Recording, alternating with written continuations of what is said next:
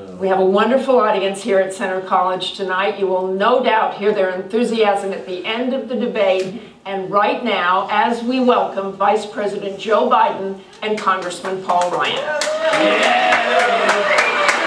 Congressman Ryan, yeah, say Congressman Ryan. Every single second.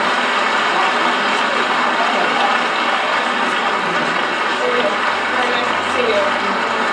How you doing?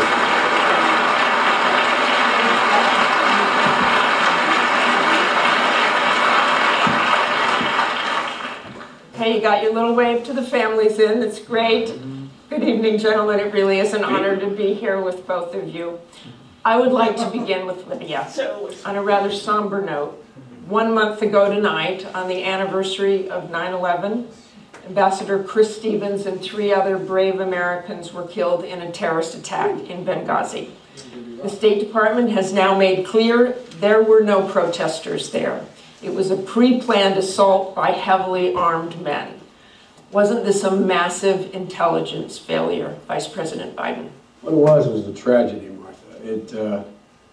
Chris Stevens was one of our best. We lost 3 other brave Americans. And I can make absolutely 2 commitments to you and all the American people tonight. One, we will find and bring to justice the men who did this. And secondly, we will get to the bottom of it, and wherever the facts lead us, wherever they lead us, we will make clear to the American public, because whatever mistakes are made will not be made again. When you're looking at a president, Martha, it seems to me that you should take a look at his most important responsibility. That's caring for the national security of the country. The best way to do that is take a look at how he's handled the issues of the day. On Iraq, the president said he would end the war.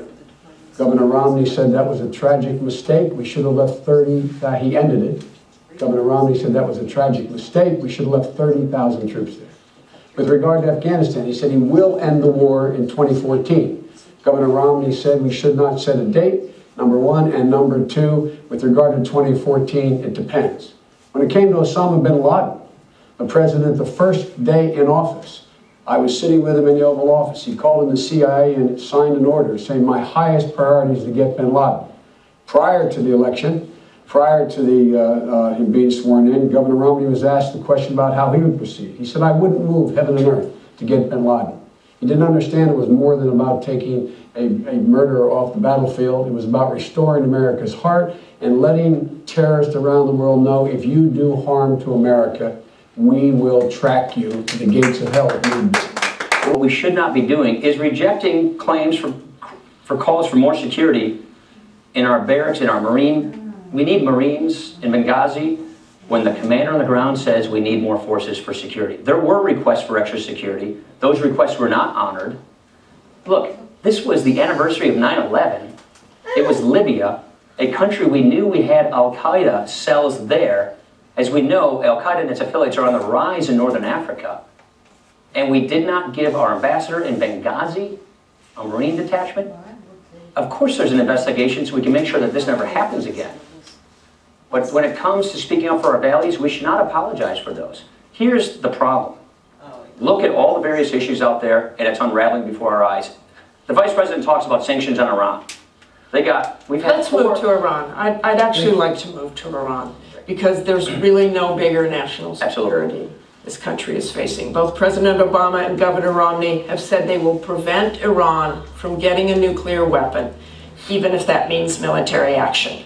Last week, former Defense Secretary Bob Gates said a strike on Iran's facilities would not work and, quote, could prove catastrophic, haunting us for generations.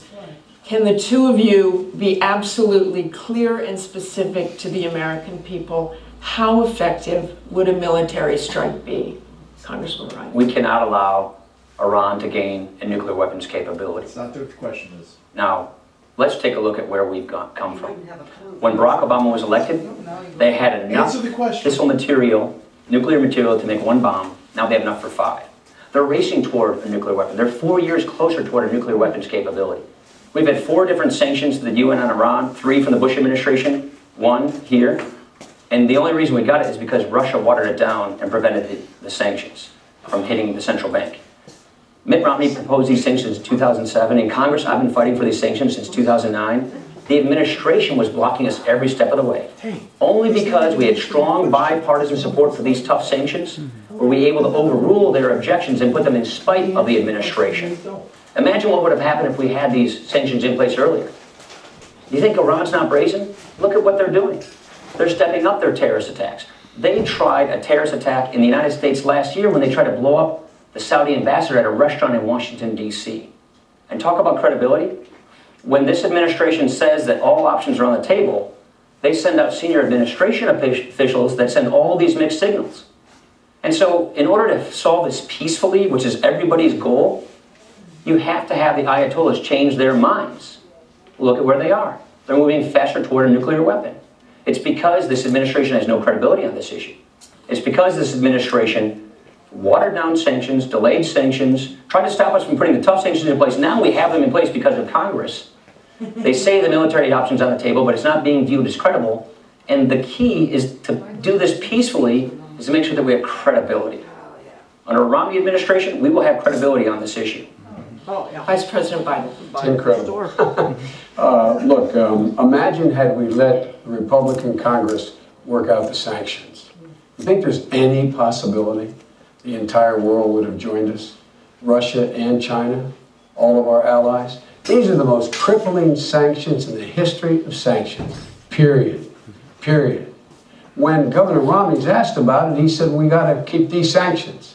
When he said, well, you're talking about doing more, what you're going to go to war? Is that what you want to do now? We want to prevent war. The interesting thing is how they're going to prevent war.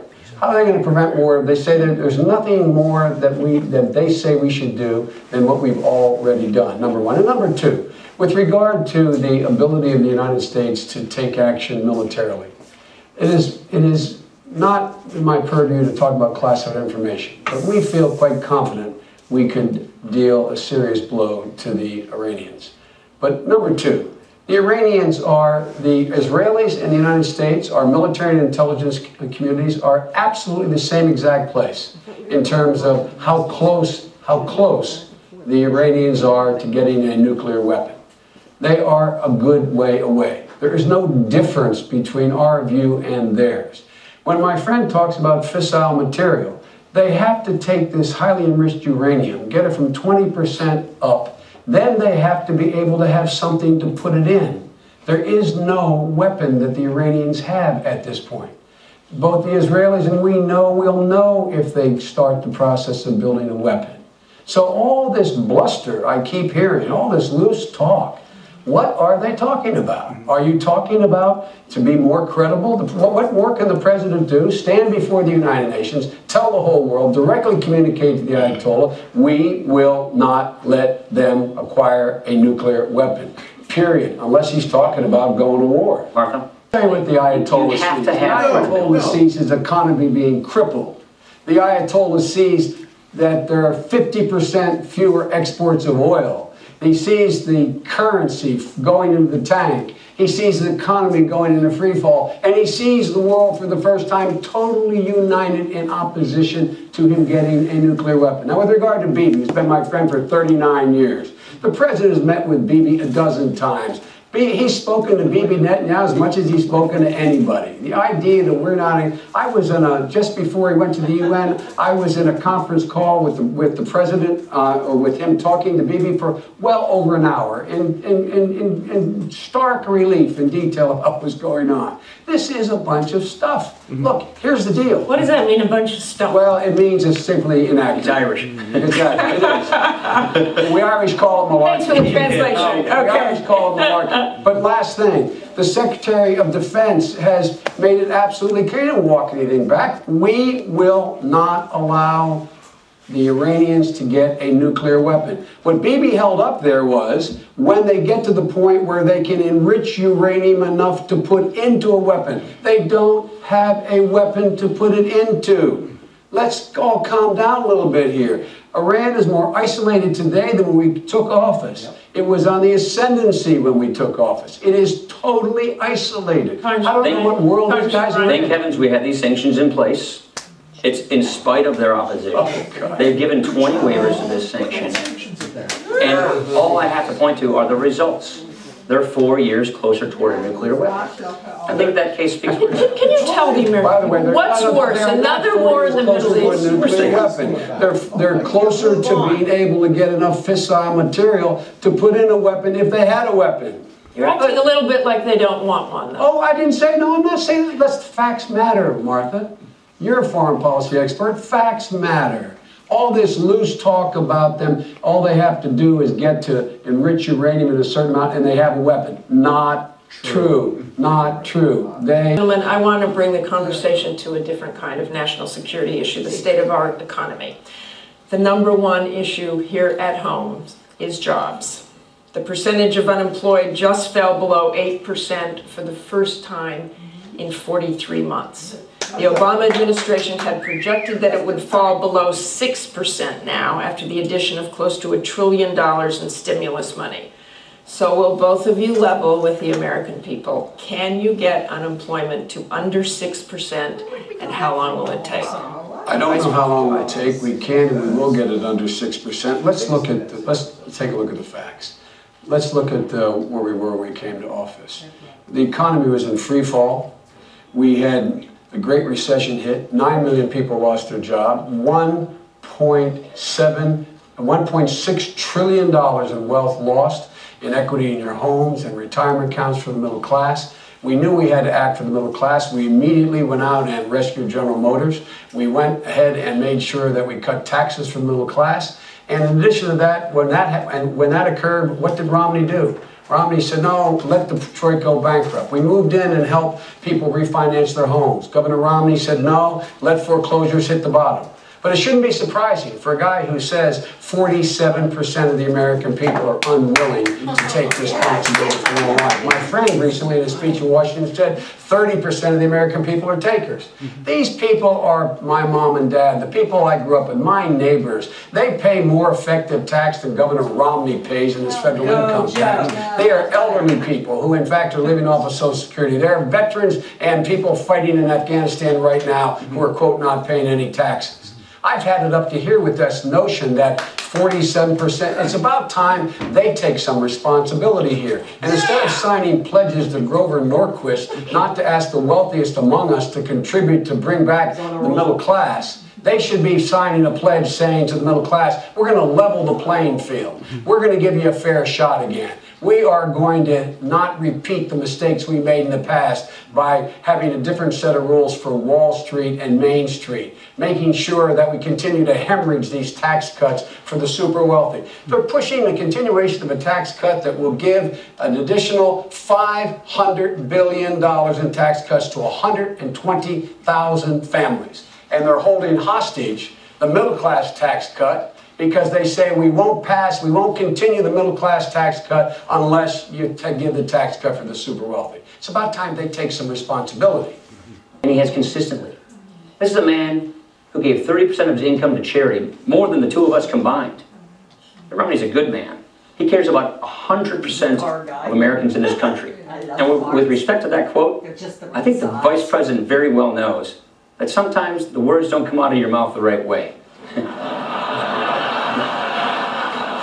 But I always say what I mean.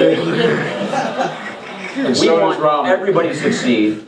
We want to get people out of poverty, in the middle class, onto a life of self-sufficiency. We believe in opportunity and upward mobility. That's what we're going to push for in a Romney administration. Vice President, I have a feeling you have a few things to say.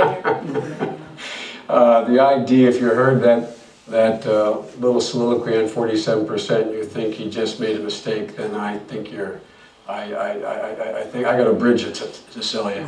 Look, I don't doubt his personal generosity, and I understand what it's like. When I was a little younger than the congressman, my wife was in an accident, killed my daughter and my wife, and my two sons survived. I have sat in the homes of many people who have gone through what I get through, because the one thing you can give people solace is to know, if they know you've been through it, that they can make it. So I don't doubt his personal commitment to individuals. But you know what? I know he had no commitment to the automobile industry.